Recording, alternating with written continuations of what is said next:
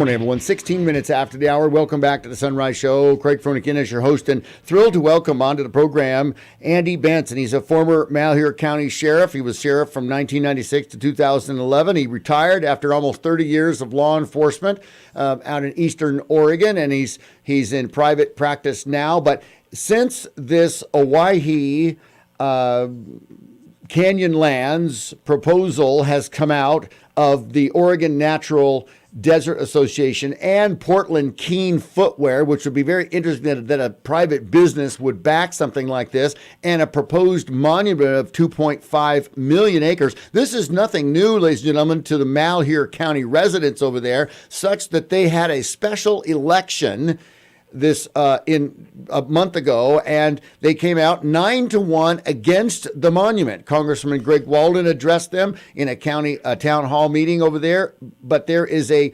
wonderful Owyhee Basin Stewardship Coalition made up of residents over there in Malheur County, and former Sheriff Andy Bentz is one of them, and he's with us today. And Andy, thanks so much for being on the program this morning.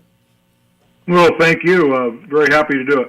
You know, the website that you folks have put together is ourlandourvoice.com, and there's a petition on there to sign against this. And I was talking about this this last segment, is Congressman Walden has gone to Secretary of the Interior, Sally Jewell, and confirmed and reconfirmed that there has been no communication, no conversations in her office.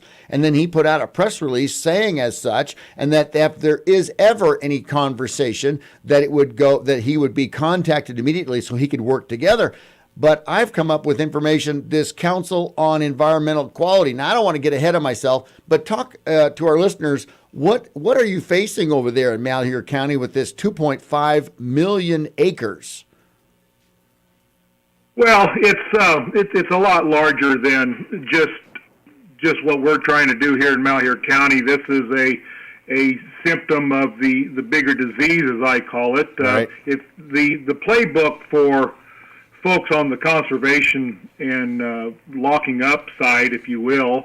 I noticed you referred to Andy Kerr and some of these other folks earlier in your segments, but the plan has not changed in 40 years. If you look at their maps and their plans, you will see that they want to put under some type of special designation the entire northern and northwestern corners of the Great Basin region, which, of course, is part of California and in Nevada, Utah, Idaho, and Oregon. So it's it's just the next step.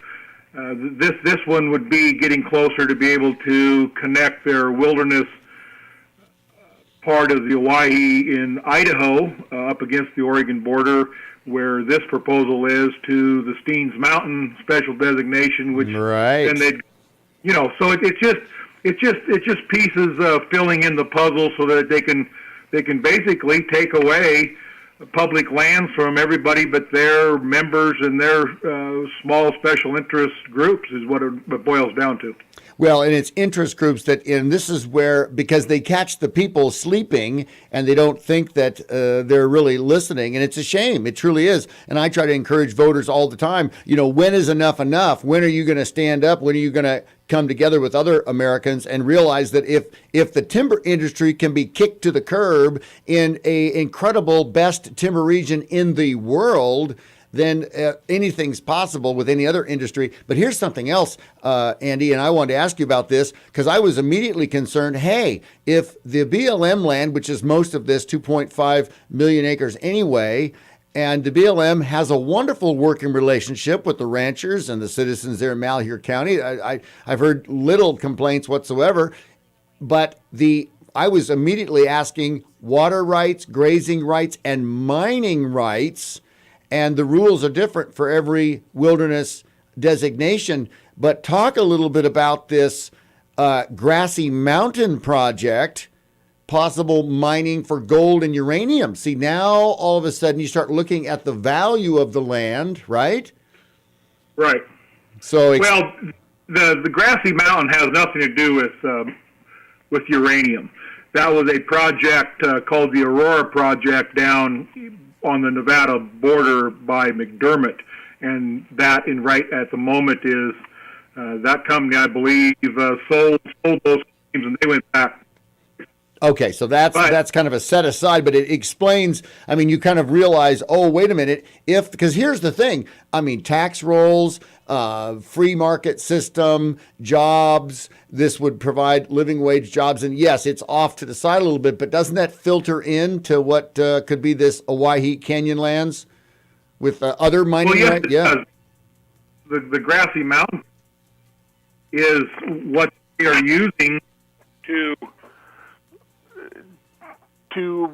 put this emergency emphasis, if you will, with the outgoing president on designating this monument. Yeah. So the Grassy Mountain project is not in the proposed boundaries, but it's very, very close. Problems with it. Yeah. But well, BLM, the public lands, is not only to take care of everybody in the United States, but to also produce wealth for the common good of America. Exactly. And, with something that's working, and with the president that's working on building his legacy, and I get a little concerned because he swooped into California and made a monument out of 1.8 million acres, all based off of the Antiquities Act. And the Antiquities Act is very short and succinct, and they talk about how if the president were to use some executive order, that it was to be the smallest land mass possible.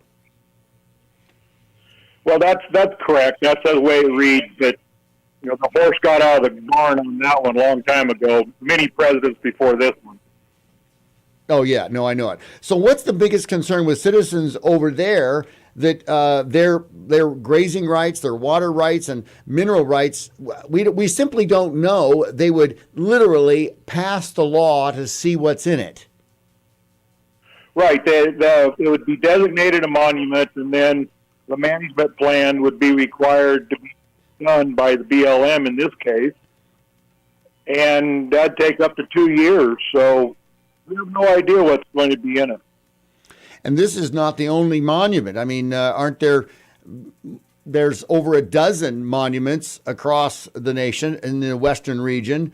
Alaska's been one. I mean, these monuments, this is, like you said, it's the playbook the last 40 years.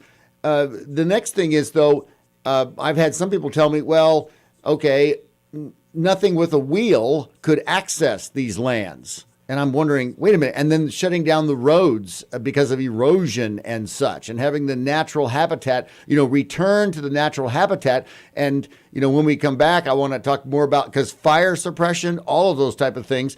So when you saw this, and a member of the Owyhee Basin Stewardship Coalition, the website is Our Land, Our Voice. The next concern, talk about that a little bit. Yes, that's the bigger concern that people don't understand, is that we don't have much of native plant species there. We need a lot of work to get done to get rid of the invasive species such as Medusa head and juniper and those type of things. And if it's a monument, that work comes to an end. And so with a monument designation, the land health is going to suffer tremendously. And I wonder if they could bring in endangered species at that point, because they can now do anything they want. Well, I'm not sure about that, but you've got, as I said, the Medusa head, the cheatgrass. All this stuff does is allow it to burn year after year after year, and without being able to recover. You have to have human intervention to get this land back to a native status. Yeah, it really... And that work's going on, and it's been started with tremendous cooperation and projects between private sector and governmental sector. Yeah, so this is the thing. If it's not broke, don't fix it. You think we've got so much, going on that's wrong with the federal government, and here you've got a section in the Western region that's literally working. You've got an incredible ability with the landowners, the men and women, the families. I mean, these fifth and sixth generation Oregonians that are working the land, living off of the land, keeping the land in its pristine and doing whatever they need to do, and the BLM acknowledging and working together. And then you have this. It makes no sense to me why they would come in and, well, we know why. We discussed that why within the playbook, but still, why upset the whole apple cart on it? That's pretty amazing. What can be done between some of these governmental entities and private landowners and leaseholders. There's been some really good projects, and the land is better off for them. And you just hate to see that come to an end.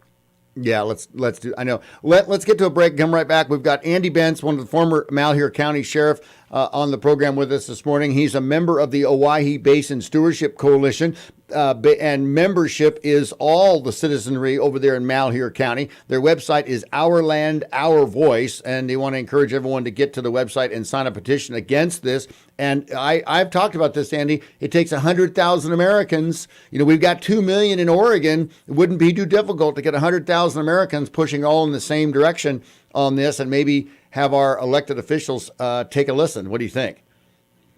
Yeah, that'd be wonderful. Senator Wyden and Senator Merkley, really need to step up and work on this with the White House. Yeah, they do. They do. All right, let's get to a break and come right back. More in the Sunrise Show on News Radio 880 KCMX after this.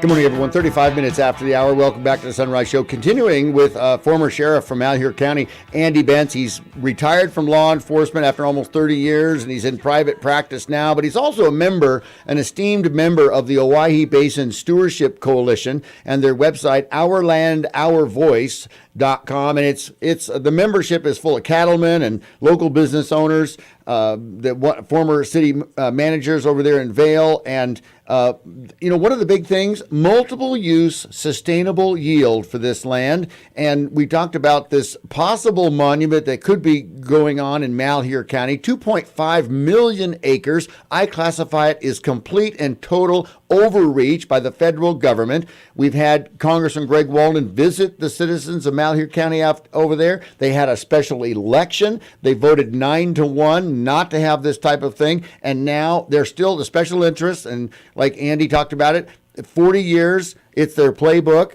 and they're going to continue to do this. And as Congressman Greg Walden went to the Secretary of the Interior and confirmed that they've had no conversation in her office about this monument designation. But then I picked up on the fact, and ladies and gentlemen, you need to pay attention, the Council on Environmental Quality. We're going to talk about that. But Andy, I want you to talk about this Owyhee Basin's coalition that you're members of, and talk about the other citizens that are on this coalition. Yes, we understood with the size of this problem, this threat to not only our county and the viability of our future, is that we needed to have a broad-based board. So there's members on there that represent everything from local and county and municipal government, mining, recreation, hunting, fishing, rafting, and ranching, because most of that 2.5 million acres is under lease to ranchers without our county. And I wonder. So we put that together, and then we have a 2-tier membership.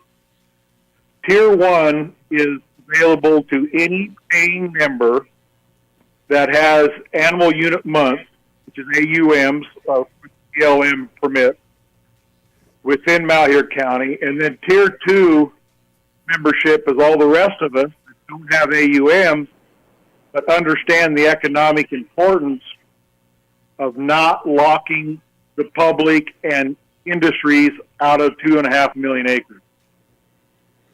Yeah, this 2.5 million acres, this is astounding.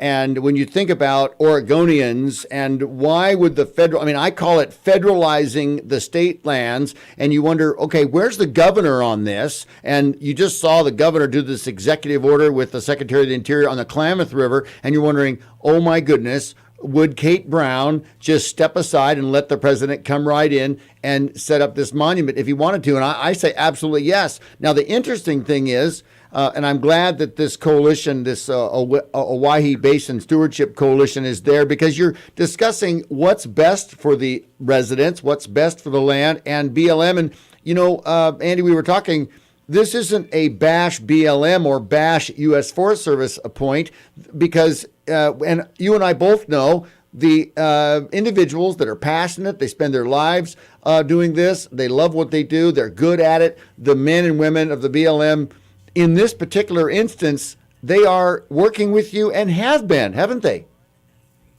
Well, absolutely, and they do that everywhere. The land management agencies are more than capable of performing their duties and doing their jobs with good science-based approaches. But where it becomes, how we've gotten to where we are, is special interest groups continually suing every management plan and decision that they don't like that comes from the BLM or the Forest Service. And they're using the equal access to justice to do that. And it's a money-making business for them because they're recouping their litigation costs. And so it created an entire cottage industry and has hobbled the land management agencies. It's truly, I mean, I get right into the category of despicable, because they're not elected officials. They're doing what they want. They're completely disjointed to what's going on, and, you know, to heck with the people. But I'm so glad that you've been a member and formed this Owyhee Basin Stewardship Coalition. The website is Our Land, Our Voice. Very easy to get to. Check it out. Sign the petition. But this Council on Environmental Quality, this is amazing. The CEQ is directly, it's out of the White House. It's under the Obama administration. And Andy, what you were mentioning, that the Council on Environmental Quality, if they take over or if they're working on this monument piece, this allows the Secretary of the Interior to stay out of it, and it doesn't have to go through the National Environmental Policy Act, does it? Oh, yeah, you're absolutely correct. That office, which is in the Eisenhower Executive Building next to the White House, that office, it's not unique to the Obama administration. It's always been there for, I think, probably since 1968, I believe. But they are the ones, that staff is the one that evaluates and presents to the president under the boundaries or outline that he has asked them to. In this case, what request or what piece of the ground out there should the president, consider to designate a monument? Well, this is that's where it comes from. It doesn't come from Interior or Department of Ag with the Forest Service. And ladies and gentlemen, I want everyone listening to hear this. Congressman Walden has gone to Secretary of the Interior, Sally Jewell, and she has confirmed that they've not had a conversation about this possible monument in eastern Oregon, encompassing Malheur County and the 2.5 million acres of that Owyhee Canyonlands proposal. But the Council on Environmental Quality, now we haven't found if they've had any discussions or not, because we haven't had any discussion with them, but I'd like to go down this road of they could very easily set up their study and allow the president to make this monument designation and completely skip the Department of the Interior, correct? Oh, that's absolutely correct. In fact, that would be the way that these are done. Well, my concern, once again, is for the citizenry of Oregonians, you know, the Oregon, and the fact of the grazing rights, water rights, and mineral rights. Do you think they would go away? Would they cut them back? Would ranchers lose them? Because this, quite frankly, gets into constitutional and also based off of any type of bank loan, the water rights law, the act, allows for any type of loan to guarantee water rights and grazing rights, especially if value of their property or land is based off of it. Right, and the grazing permits are a right, and you pay for those, and that's part of your operation. But there's two pieces to that conversation. First of all, in a monument, the only thing that matters is the statement of purpose. What is that monument made for? All management plans have to address and be centered around that purpose and statement. Now, all the interest groups will tell you that grazing in this case will continue. But history is our only indicator of the future. And it becomes so difficult to continue to graze that the grazing just keeps being reduced and reduced and reduced through planning, regulation, and lawsuits. And that's what happens. Wow. Yeah, this is, because here's the thing. I talk about this, Andy, all the time. The state economist out of Salem came up with this article. It's been a few years, but it's the death of the rural county, pointing out that jobs are not being replaced in the rural county, and they are forcing people and jobs to go to the urban counties, and therefore losing the vibrancy and the economy in the rural counties. Well, this is what's happening. I mean, if you take away grazing rights or water rights or reduce them, and we could get into this whole thing over in Harney County and the Malheur National Wildlife Refuge over there, and how the initial order from Theodore Roosevelt went from 84,000 acres to 187,000 acres. Where'd that land come from? Well, they pushed farmers and ranchers off of it.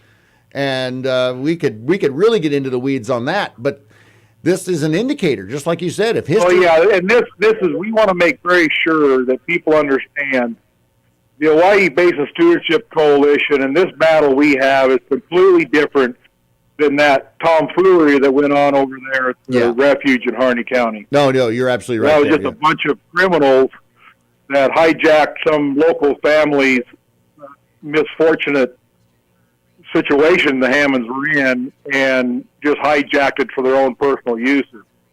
Right, they did. So that's a separate issue. But this thing is the human cleansing of the West. Yeah, and the only common of the thread, rural West. Yeah, and you know what drives our communities and our citizens further into poverty. Exactly, and they have no choice but to leave and go to metropolitan areas and try to find a minimum wage job. Exactly, and that's what goes on. And I saw that the populace status from 2013 to now, or from 2010 to 2013, and I think it's been reduced by 500 people. Well, that's a lot when the county of Malheur has originally had 31,100 people in it, and now they're down to 30,500. That's a lot of families that have been forced to leave because they simply can't exist on what is going on. And you're thinking, where are our senators? The rural West is natural resource-based economies. It always has been. That is natural resources or the wealth of any nation. We are the caretakers and the producers of that wealth. And recreation, I'm sorry, it just doesn't cut it. No, it's a service job type thing. It is a piece of it of multiple use, but sustainable yield is what these were set up to do for the common good of America. Wow. They're public lands, and they need to be allowed to be managed by the Public Lands Management Agency. Exactly. Andy, do you have time to stay, or do you got to get going? No, I can stay. Okay, good. I've got to break, but let's come right back because this is fascinating, and I wanted to get your take on on what's happening next and what Oregonians can do, aside from getting to ourlandourvoice.com and sign the petition and be on the lookout for this Council on Environmental Quality. We got to get to a break and come right back. Andy Bentz, a former sheriff from Malheur County, since retired, was 15 years over there and then out in private practice, but it's a wealth of knowledge, and from the aspect of constitutional in the state of Oregon, a wealth of knowledge there, and want to pick your brain some more. So, Andy, hold on. We got to get to a break, and then we'll be right back. Sunrise with Craig on News Radio 880 KCMX. We're streaming around the world. The website, kcmxam.com. Our links are there. The mobile app is there. You can catch our Facebook page. We'll be posting as well. And then email me, craig@radiomedford.com, with any questions you might have. We'll continue after this on News Radio 880 KCMX.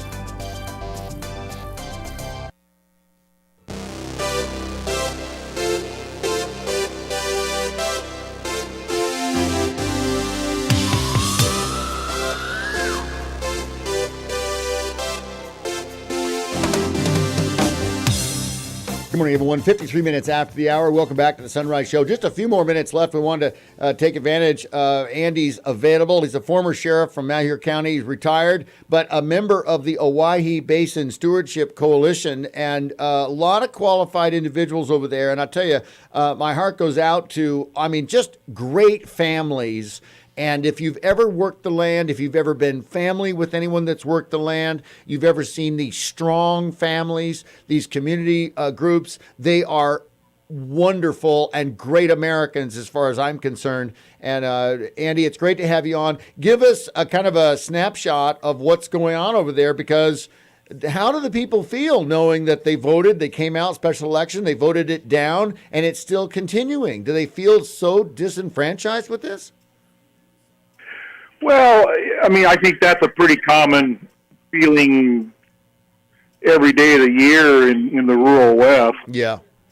That's pretty common, but all we're trying to get people to understand is that if you're a citizen of the United States, you are part owner of public lands. Right. And while we would love for you to get onto our websites and Facebook and join and sign the petition and become a coalition member, donate money for this fight, because playing in this arena is very expensive. And so, but we're committed to doing that.